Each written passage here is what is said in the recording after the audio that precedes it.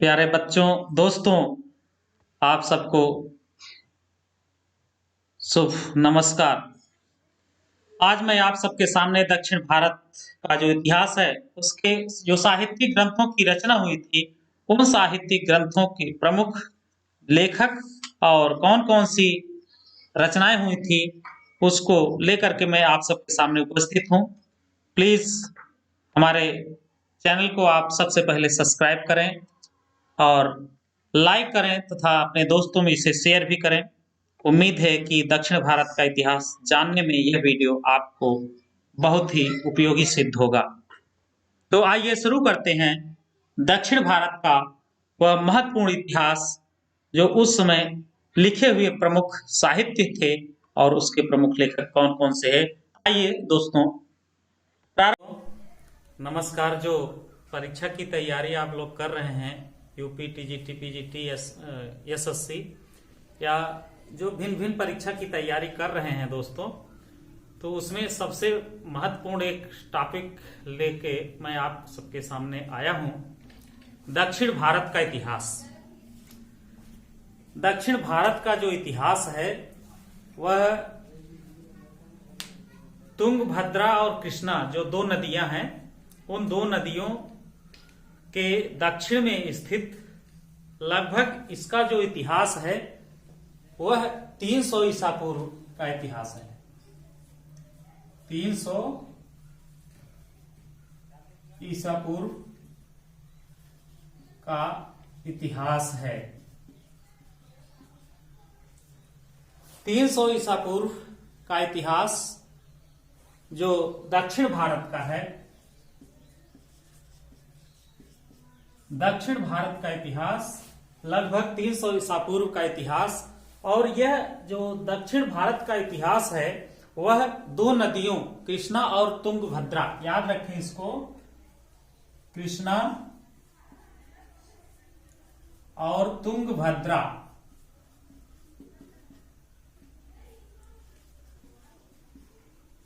कृष्णा और तुंगभद्रा जो दो नदियां थी, इन्हीं दो नदियों के क्षेत्र में स्थित था। ये 300 जो ईस्वी का समय है, इसी 300 ईस्वी के समय को, 300 ईस्वी का जो समय है, यही समय कहलाता है संगम काल।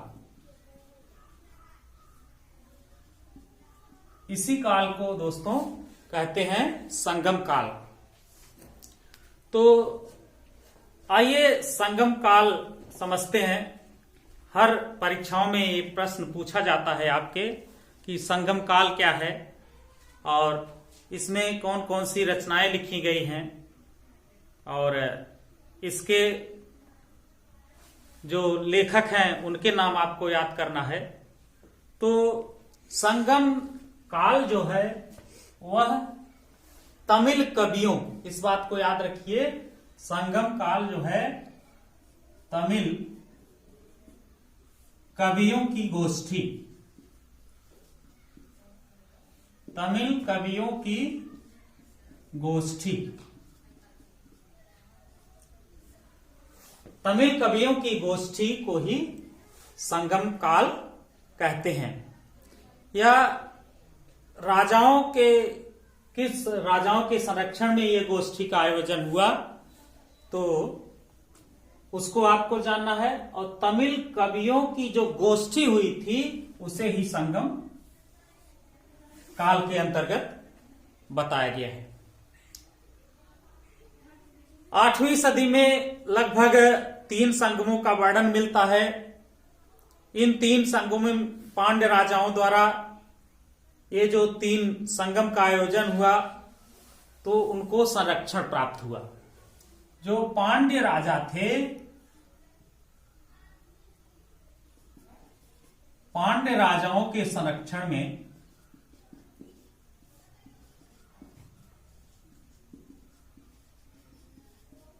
पांड्य राजाओं के संरक्षण में तमिल कवियों की जो गोष्ठी हुई वही संगम काल कहलाया है।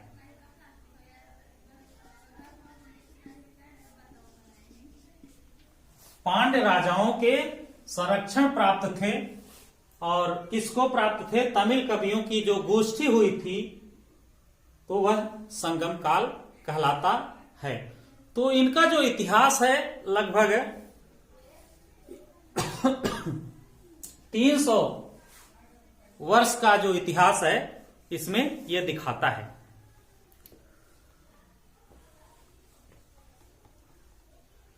ये जो साहित्य की रचना हुई, इन साहित्य की रचनाओं में शुरुआती जो नमूने मिले हैं उसमें द्रविड़, शुरुआत के जो नमूने मिले हैं वे द्रविड़ साहित्य के नमूने मिले हैं प्रारंभ में। तो तमिल जो किंवदंतियां हैं, कहानियां हैं, दक्षिण भारत में 3 संगमों के कवियों का उल्लेख प्राप्त होता है। नंबर 1, 2, 3। यह तमिल कवियों की जो गोष्ठी हुई थी और वह गोष्ठी पांड्य राजाओं के संरक्षण में हुई थी, तो यह संगम काल कहलाया। तो संगम का मतलब समागम, आयोजन, और उसी संगम को ही कहा गया, उसी समागम को कहा गया मुच्चंगम।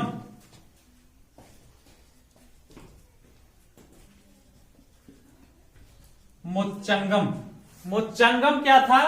संगम काल में जो तमिल कवियों की गोष्ठी का आयोजन हुआ, या तमिल जो कवि थे आपस में मिलकर के पांड्य राजाओं के संरक्षण में मुच्चंगम या समागम, कवियों का आपस में समागम, यह कहलाया मुच्चंगम।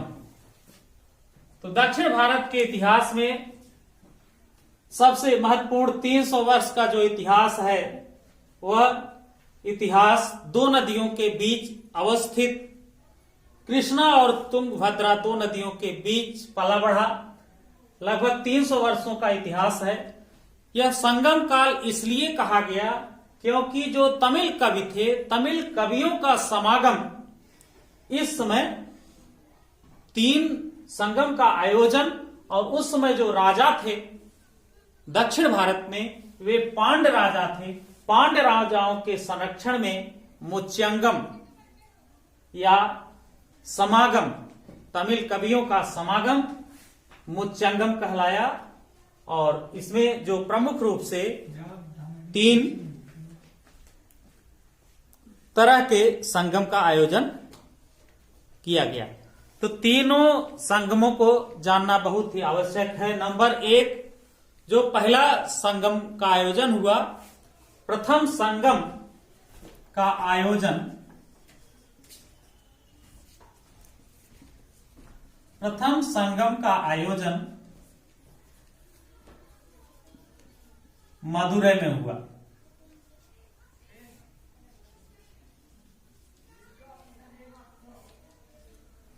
प्रथम संगम का आयोजन कहां हुआ?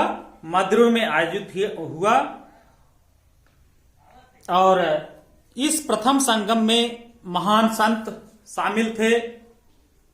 लेकिन एक महत्वपूर्ण जानकारी यह है कि मदुरै में आयोजित होने वाला प्रथम संगम का जो साहित्यिक ग्रंथ है, कोई भी साहित्यिक ग्रंथ इस प्रथम संगम का प्राप्त नहीं है। साहित्यिक ग्रंथ अप्राप्य है।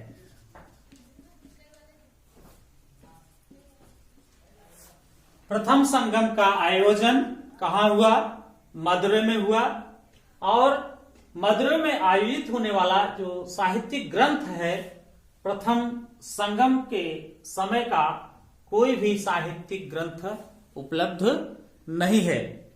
और दूसरा जो संगम का आयोजन हुआ, नाम याद रखिएगा, द्वितीय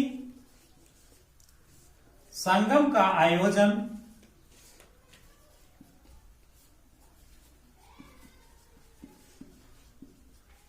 कहाँ हुआ था? स्थान का नाम याद रखें। द्वितीय संगम का आयोजन कपाटपुरम में हुआ था।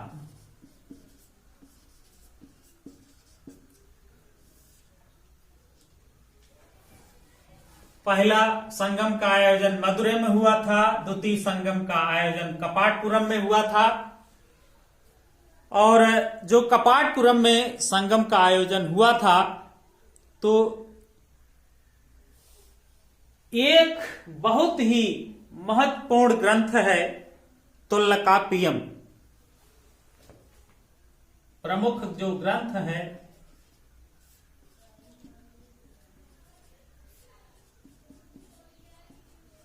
तोल्लकाप्पियम, ये कई बार परीक्षाओं में पूछा गया है। तोल्लकाप्पियम किस संगम का प्रमुख ग्रंथ है?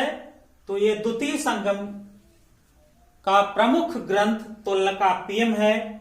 द्वितीय संगम का आयोजन कपाटपुरम में हुआ था और प्रथम संगम का आयोजन मदुरै में हुआ था, जिसका कोई भी साहित्यिक ग्रंथ प्राप्त नहीं है। द्वितीय संगम का आयोजन कपाटपुरम में हुआ था, जिसका प्रमुख जो ग्रंथ है तोल्लकाप्पियम। केवल एक ही ग्रंथ है उस समय का, तोल्लकाप्पियम, वही प्राप्त हुआ है। तीसरा संगम फिर आता है। तीसरा जो संगम है फिर मदुरै में आयोजित होता है। जो तृतीय संगम है वह फिर कहां आयोजित होता है? मदुरै में। तृतीय संगम का आयोजन या तृतीय संगम का समायोजन जो है वह मदुरै में होता है और इसमें कुछ सामग्री समूह ग्रंथों महाकाव्यों के रूप में उपलब्ध हैं। तो संगम साहित्य, संगम युग का विवरण देने वाला जो प्रमुख स्रोत है, हमको इसका स्रोत कहां से प्राप्त होता है? तो संगम साहित्य मुख्य रूप से जो तमिल भाषा में लिखा गया है, वह तमिल भाषा में लिखा हुआ इसके जो प्रमुख स्रोत हैं,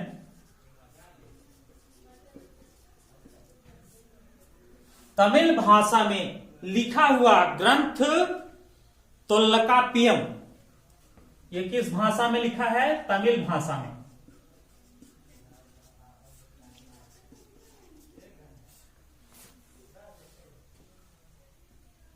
तो प्रमुख स्रोत जो है तोल्लकाप्पियम, जो तमिल भाषा का लिखा हुआ ग्रंथ है। द्वितीय संगम के आयोजन पर कपाटपुरम में जो द्वितीय संगम का आयोजन हुआ, उसका प्रमुख ग्रंथ तोल्लकाप्पियम है। तो जो तोल्लकाप्पियम की जो भाषा है वो तमिल भाषा है। तमिल भाषा में लिखी हुई प्रमुख ग्रंथ द्वितीय संगम का कपाटपुरम में आयोजन, वह इसका प्रमुख स्रोत है। वह दक्षिण भारत के इतिहास को बताता है। तो प्रमुख जो ग्रंथ हैं उस समय के, एक तो ग्रंथ ये हो गया द्वितीय संगम का आयोजन जो कपाटपुरम में हुआ था, उसके जो प्रमुख ग्रंथ है तोल्लकाप्पियम। इसके बाद एक ग्रंथ और है एतुतोक्कै।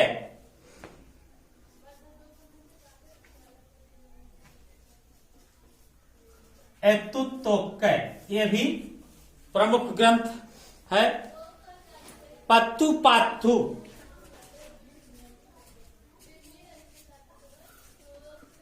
पत्थुपात्थु एक प्रमुख ग्रंथ ये है। इसके बाद पदिनेन केणकलक्कु,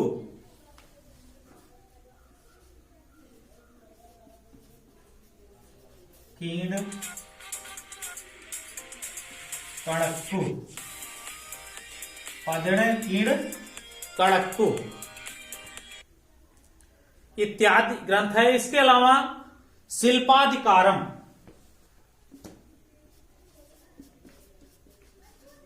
शिल्पाधिकारम एक ग्रंथ है दक्षिण भारत का। इसके बाद मणिमेखले,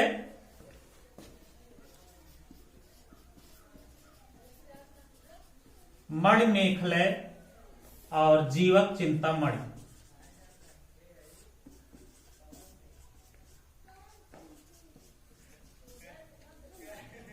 मणिमेखले और जीवक चिंतामणि, ये प्रमुख ग्रंथ हैं। अब इसमें जो प्रमुख ग्रंथ है तोल्काप्पियम, तोल्काप्पियम के लेखक जो हैं तोल्काप्पियार हैं। इसके जो लेखक हैं, लिखने वाले तोल्काप्पियार।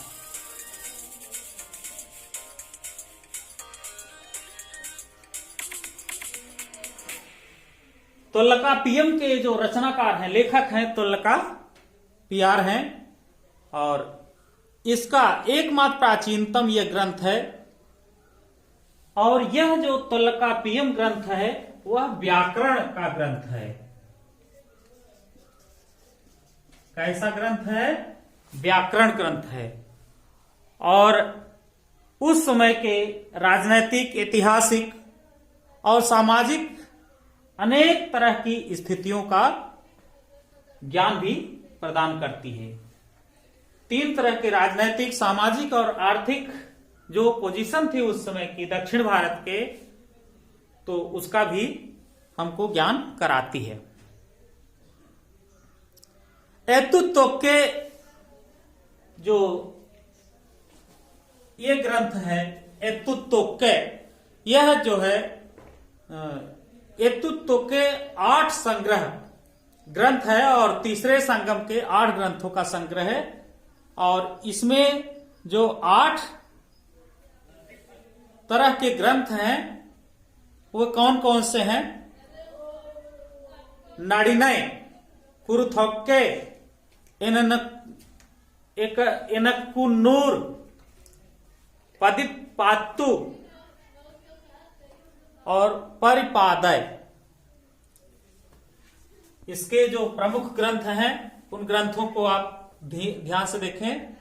नाडिनय, नाडिनय,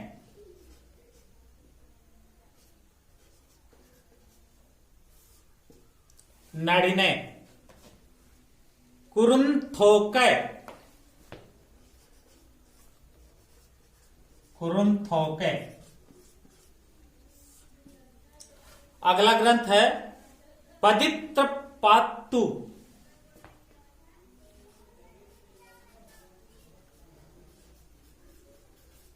पदित्रपात्तु और परिपादय।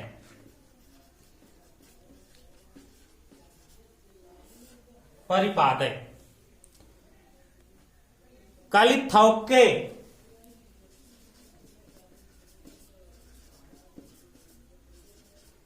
कालिथौक्के, ये प्रमुख ग्रंथ है। आहनानूर, अगला है आहनानूर, आहनानूर और पुरनानूर, पुरनानूर।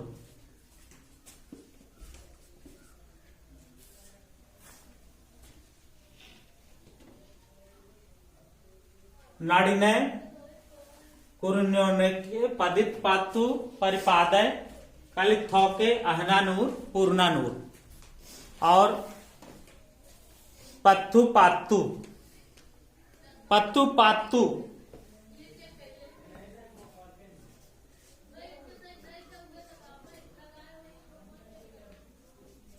पत्तुपात्तु। ये 10 कविताओं, ये जो पत्तुपात्तु है इसमें 10 कविताओं का संग्रह है। पत्तुपात्तु में 10 कविताओं का संग्रह प्राप्त होता है। पत्तुपात्तु में 10 कविताओं का संग्रह है और यह जो है तृतीय संगम का दूसरा संग्रह ग्रंथ है। जो तृतीय संगम का आयोजन हुआ था मदुरै में, पत्तुपात्तु ये 10 कविताओं का संग्रह है। और ये 10 कविताएं कौन कौन से हैं? तिरुमुरुकात्रुप्य, नेडनलवाडै और पेरुम पंद्रुपदय, 10 कविताएं का जो संग्रह है।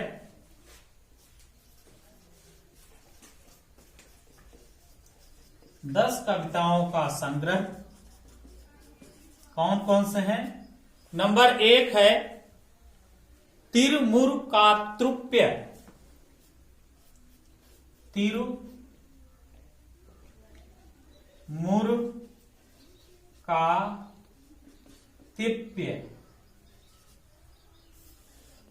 तिरुमुरुकातिप्य। नेडलवाड़े।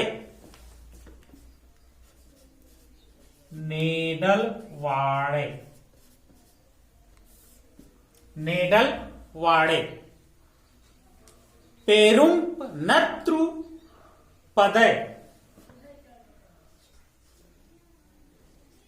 पेरुन्नत्तुपदय। दक्षिण भारत के ये प्रमुख ग्रंथ हैं।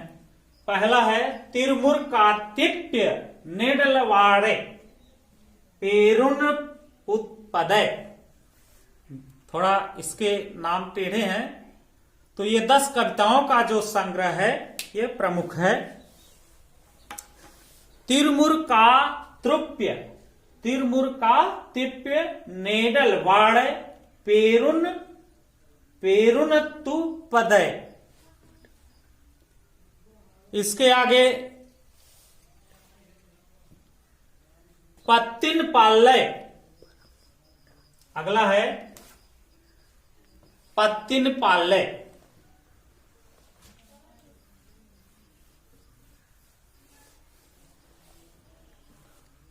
पत्तिनपाल्य बहुत ही महत्वपूर्ण है। पत्तिनपाल्य।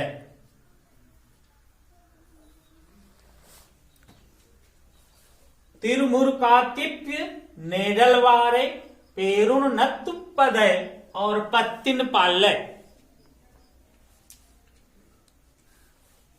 पोरुनरातृपदय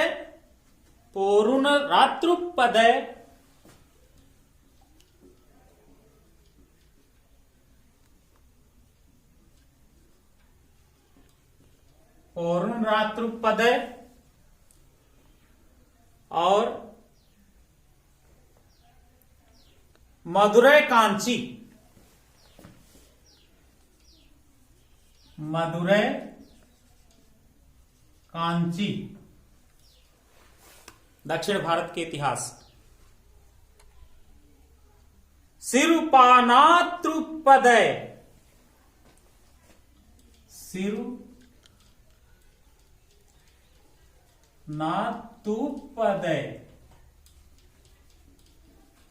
सिरुनातुपदय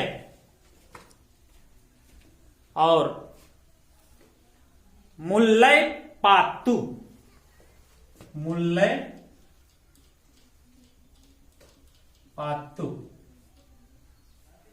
मुल्लैपात्तु। तो ये 10 कविताओं का जो संग्रह है वे कौन कौन से हैं? तिरुमुरुकातिप्य नेडलवाड़े पेरुन्नत्तुपदय और पत्तिनपाल्य पोरुनरातृपदय मदुरै कांची सिरुनातुपदय मुल्लैपात्तु इनकी प्रमुख। और कुरंजीपात्तु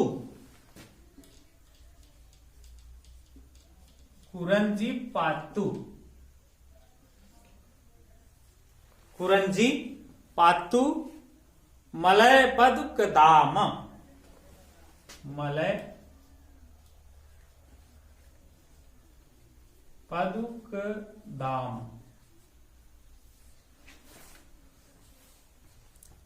ये 10 कविताओं का जो संग्रह है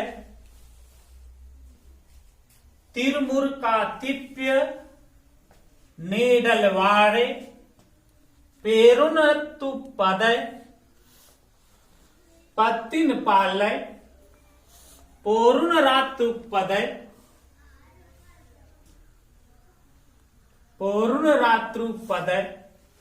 मदुरै कांची सिरुनातुपदय मुल्लैपात्तु कुरंजी पातु मलय पदु का दामा। ये 10 कविताओं का ये संग्रह है। ये 10 कविताएं उस समय लिखी गई हैं। इनके नाम आप जबान चलाते रहिए, बार बार कहते रहेंगे तो सरल होता जाएगा। पहला जो कविताओं का संग्रह है वह तिरमुर का तिप्य, तिरमुर का तिप्य। दूसरा है नेडल वारे। तीसरा है पेरुन पत्तु पदय।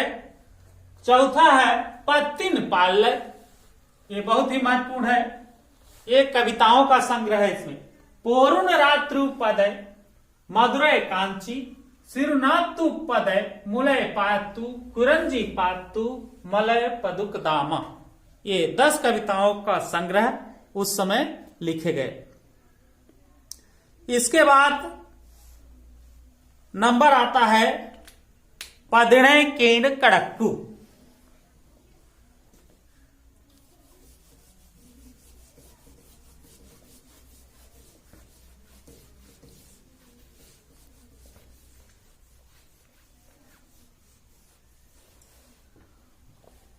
पदिणे केन कड़क्कू।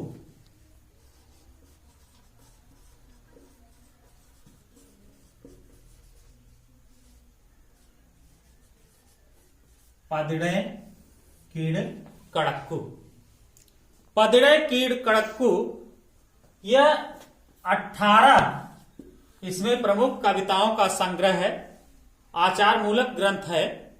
और यह तृतीय जो संगम का आयोजन हुआ था पदिणे कीड़ कड़क्कू, उसमें कुल मिलाकर के 18 ग्रंथ हैं। तृतीय संगम में आयोजित जो तमिल कविताएं हैं उन तमिल भाषा में या तमिल कविताओं में लिखी हुई कुल 18 महत्वपूर्ण ग्रंथ हैं। किसमें? पदिणे कीड़ कड़क्कू।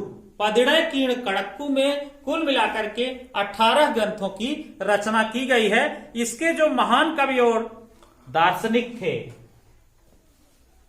इसके जो महान कवि और दार्शनिक थे,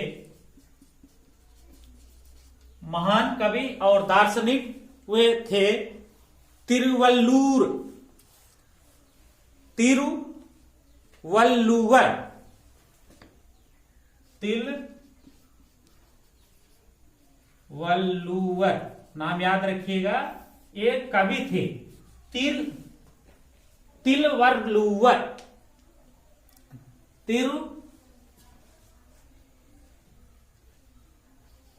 तिरुवल्लुवर। पदिणे कीड़ कड़क्कू में कुल मिलाकर के 18 ग्रंथों की रचना है।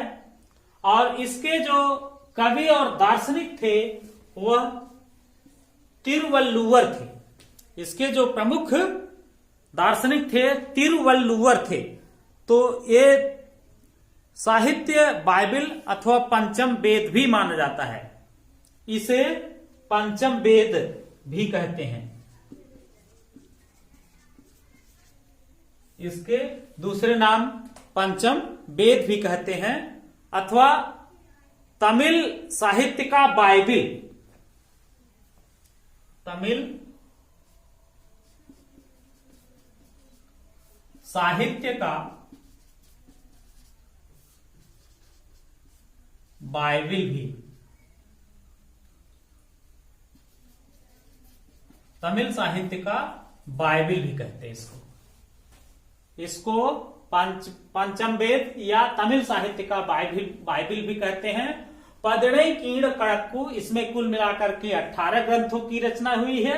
इसके जो दार्शनिक और कवि थे वे थे तिरुवल्लुवर। इसे तमिल साहित्य का बाइबिल भी अथवा पंचम वेद भी कहा जाता है। इसके बाद एक प्रमुख रचना आता है शिल्पाधिकारम। शिल्पाधिकारम ये प्रमुख रचना शिल्पाधिकारम इलांगो अधिगल इसके लेखक थे इलांगो अडिगल। शिल्पाधिकारम, इसके लेखक थे, इन्हीं के द्वारा लिखा गया शिल्पाधिकारम, इलांगो अडिगल।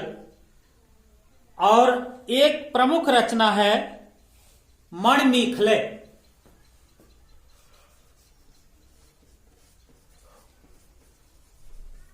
मणिमेखले, मणिमेखले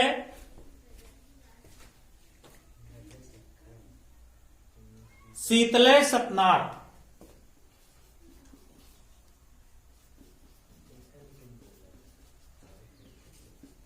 मणिमेखले शीतले सितनार द्वारा लिखित ये महाकाव्य है।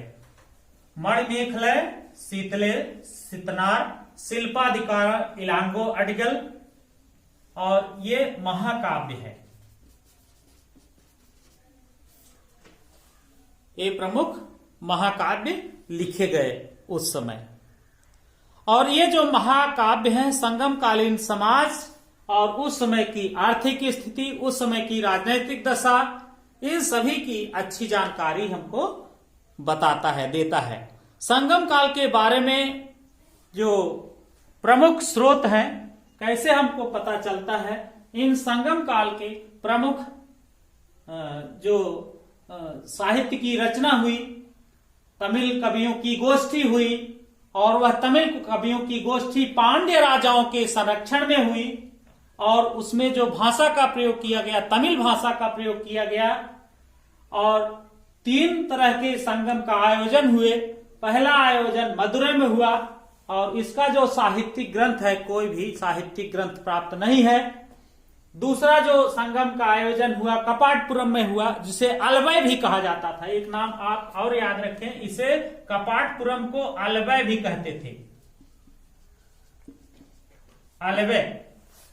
और इस कपाटपुरम में आयोजित जो द्वितीय संगम का हुआ था, उस आयोजन के जो प्रमुख ग्रंथ थे वे तोल्लकाप्पियम था। और यह तोल्लकाप्पियम तोल्लकाप्पियार की रचना थी, और यह व्याकरण की पुस्तक थी, और तमिल भाषा में लिखी गई। इसके बाद जो तृतीय संगम का आयोजन हुआ, उसमें प्रमुख साहित्य जो पदड़े कीड़ कड़क्कू था, उसमें 18 तरह के ग्रंथ थे।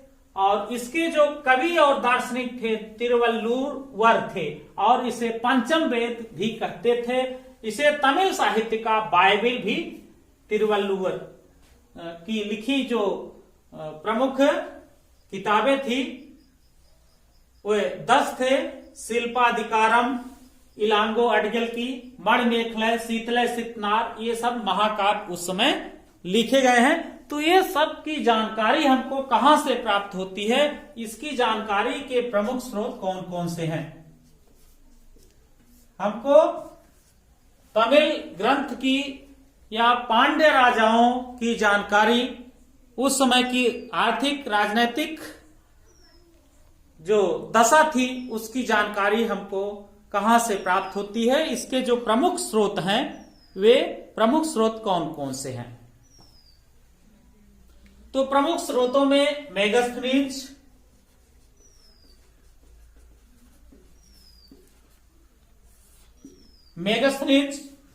स्ट्रैबो,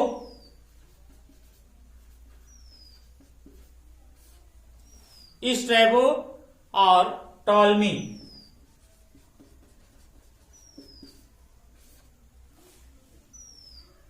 ये जैसे यूनानी लेखकों ने पश्चिमी और दक्षिण भारत के बीच वाणिज्यिक जो व्यापार होता था उसके बारे में हमको जानकारी प्राप्त होती है।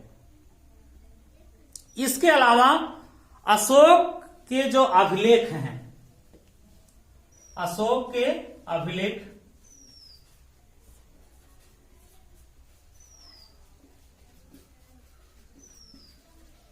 अशोक के अभिलेख में चोल, पांड्य और चेर तीनों राजाओं के बारे में बताया गया। चोल वंश, चेर, पांड्य।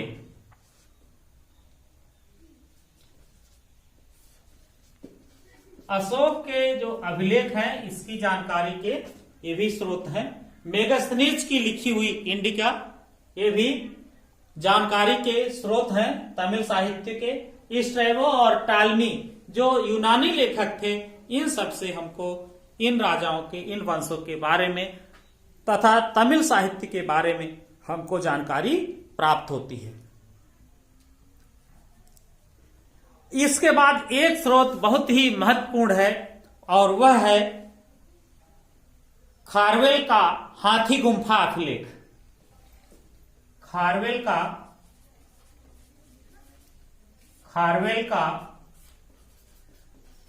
हाथी गुम्फा अभिलेख।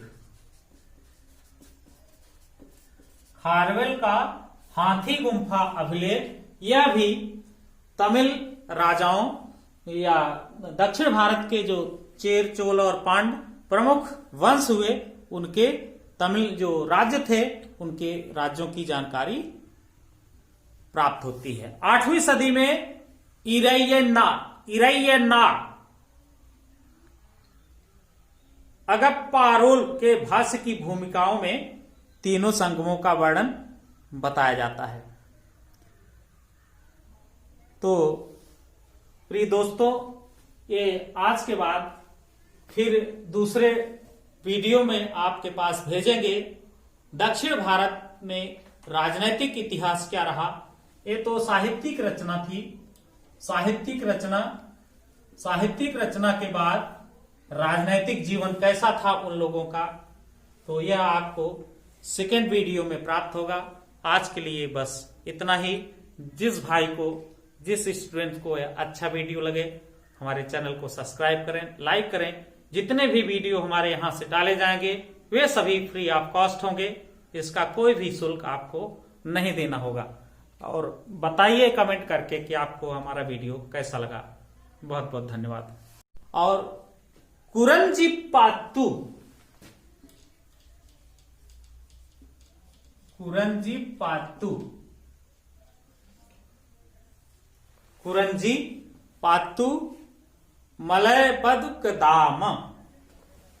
मलय पदुकदाम। ये 10 कविताओं का जो संग्रह है। तिरमुर का तिप्य नेडलवारे पेरुन तु पदय पत्तिन पालय पोरुन रातु पदय पोरुन रात्रु पदय मधुरै कांची सिरुनातु पदय मुलय पातु कुरंजी पातु मलय पदुका दामा। ये 10 कविताओं का ये संग्रह है। ये 10 कविताएं उस समय लिखी गई हैं। इनके नाम आप जबान चलाते रहिए, बार बार कहते रहेंगे तो सरल होता जाएगा। पहला जो कविताओं का संग्रह है वह तिरमुर का तिप्य। दूसरा है नेडल वारे। तीसरा है पेरुन पत्तु पदय। चौथा है पत्तिन पालय। ये बहुत ही महत्वपूर्ण है। एक कविताओं का संग्रह है। इसमें पोरुन रात्रु पदय मधुरै कांची सिरुनातु पदय मुलय पातु कुरंजी पातु मलय पदुक दामा। ये 10 कविताओं का संग्रह उस समय लिखे गए। इसके बाद नंबर आता है पदिणे केन कड़क्कू।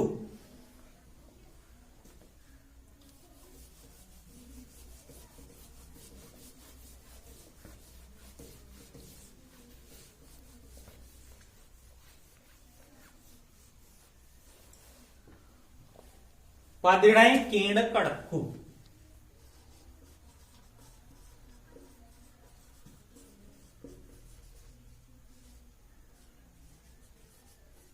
पदिणे कीड़ कड़क्कू। पदिणे कीड़ कड़क्कू यह 18 इसमें प्रमुख कविताओं का संग्रह है, आचार मूलक ग्रंथ है। और यह तृतीय जो संगम का आयोजन हुआ था पदड़े कीण कड़क्कू, उसमें कुल मिलाकर के 18 ग्रंथ हैं। तृतीय संगम में आयोजित जो तमिल कविताएं हैं, उन तमिल भाषा में या तमिल कविताओं में लिखी हुई कुल 18 महत्वपूर्ण ग्रंथ हैं। किसमें? पदिड़े कीण कड़क्कू। पदिड़े कीण कड़क्कू में कुल मिलाकर के 18 ग्रंथों की रचना की गई है। इसके जो महान कवि और दार्शनिक थे, इसके जो महान कवि और दार्शनिक थे, महान कवि और दार्शनिक वे थे तिरुवल्लुवर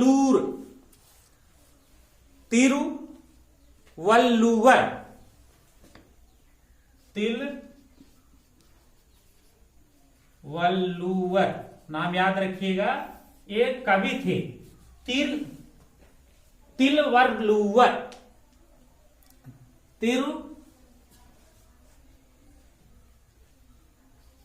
तिरुवल्लुवर। पदिड़े कीण कड़क्कू में कुल मिलाकर के 18 ग्रंथों की रचना है। और इसके जो कवि और दार्शनिक थे वह तिरुवल्लुवर थे। इसके जो प्रमुख दार्शनिक थे तिरुवल्लुवर थे। तो ये साहित्य बाइबिल अथवा पंचम वेद भी माना जाता है। इसे पंचम वेद भी कहते हैं। इसके दूसरे नाम पंचम वेद भी कहते हैं, अथवा तमिल साहित्य का बाइबिल। तमिल साहित्य का बाइबिल भी, तमिल साहित्य का बाइबिल भी कहते हैं इसको पंचम वेद या तमिल साहित्य का बाइबिल भी कहते हैं। पदिड़े कीण कड़क्कू, इसमें कुल मिलाकर के 18 ग्रंथों की रचना हुई है। इसके जो दार्शनिक और कवि थे वे थे तिरुवल्लुवर। इसे तमिल साहित्य का बाइबिल भी अथवा पंचम वेद भी कहा जाता है। इसके बाद एक प्रमुख रचना आता है शिल्पाधिकारम। शिल्पाधिकारम, ये प्रमुख रचना शिल्पाधिकारम इलांगो अदिगल, इसके लेखक थे इलांगो अदिगल। शिल्पाधिकारम, इसके लेखक थे, इन्हीं के द्वारा लिखा गया शिल्पाधिकारम, इलांगो अडिगल। और एक प्रमुख रचना है मणिमेखले।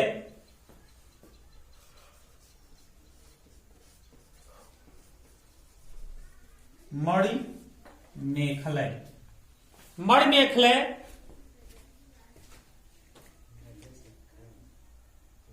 शीतले सतनाथ।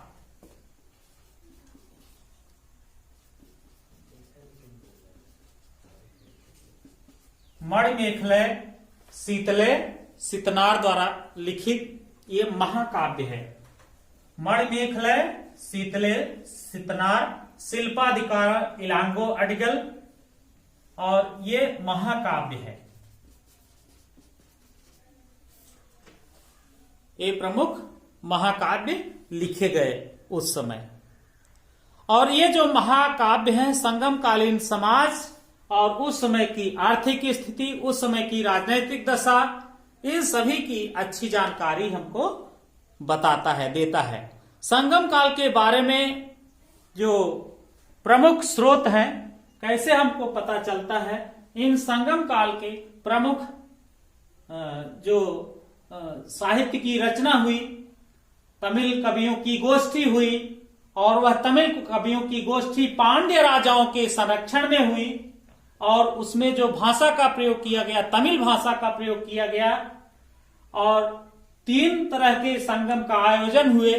पहला आयोजन मदुरै में हुआ और इसका जो साहित्यिक ग्रंथ है कोई भी साहित्यिक ग्रंथ प्राप्त नहीं है।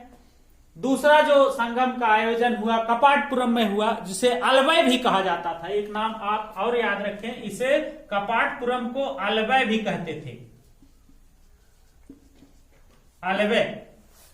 और इस कपाटपुरम में आयोजित जो द्वितीय संगम का हुआ था उस आयोजन के जो प्रमुख ग्रंथ थे वे तोल्लकाप्पियम था और यह तोल्लकाप्पियम तोल्लकाप्पियार की रचना थी और यह व्याकरण की पुस्तक थी और तमिल भाषा में लिखी गई। इसके बाद जो तृतीय संगम का आयोजन हुआ उसमें प्रमुख साहित्य जो पदड़े कीड़ कड़क्कू था उसमें 18 तरह के ग्रंथ थे और इसके जो कवि और दार्शनिक थे तिरुवल्लुवर थे और इसे पंचम वेद भी कहते थे। इसे तमिल साहित्य का बाइबिल भी तिरुवल्लुवर की लिखी जो प्रमुख किताबें थी वे 10 थे। शिल्पाधिकारम इलांगो अडगल की, मणिमेखलय, शीतलय सितनार, ये सब महाकाव्य उस समय लिखे गए हैं। तो ये सब की जानकारी हमको कहां से प्राप्त होती है, इसकी जानकारी के प्रमुख स्रोत कौन कौन से हैं।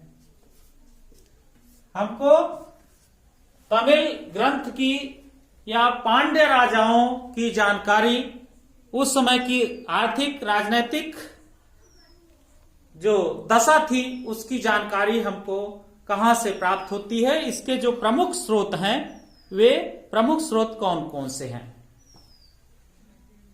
तो प्रमुख स्रोतों में मेगास्थनीज,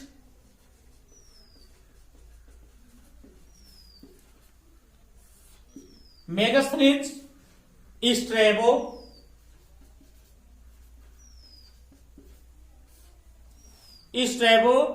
और टॉलमी।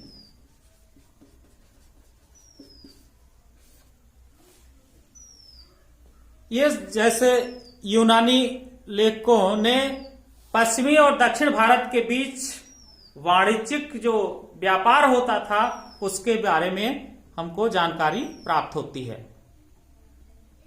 इसके अलावा अशोक के जो अभिलेख हैं, अशोक के अभिलेख,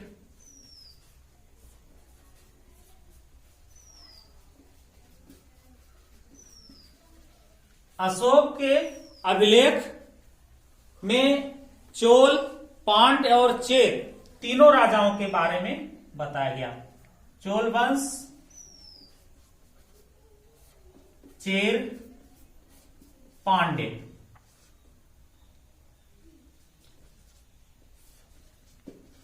अशोक के जो अभिलेख हैं इसकी जानकारी के ये भी स्रोत हैं। मेगास्थनीज की लिखी हुई इंडिका ये भी जानकारी के स्रोत हैं तमिल साहित्य के। स्ट्रैबो और टालमी जो यूनानी लेखक थे, इन सब से हमको इन राजाओं के, इन वंशों के बारे में तथा तमिल साहित्य के बारे में हमको जानकारी प्राप्त होती है। इसके बाद एक स्रोत बहुत ही महत्वपूर्ण है और वह है खारवेल का हाथी गुम्फा अभिलेख। खारवेल का हाथी गुम्फा अभिलेख। खारवेल का हाथी गुम्फा अभिलेख यह भी तमिल राजाओं या दक्षिण भारत के जो चेर, चोल और पांड्य प्रमुख वंश हुए उनके तमिल जो राज्य थे उनके राज्यों की जानकारी प्राप्त होती है। 8वीं सदी में इरैयनार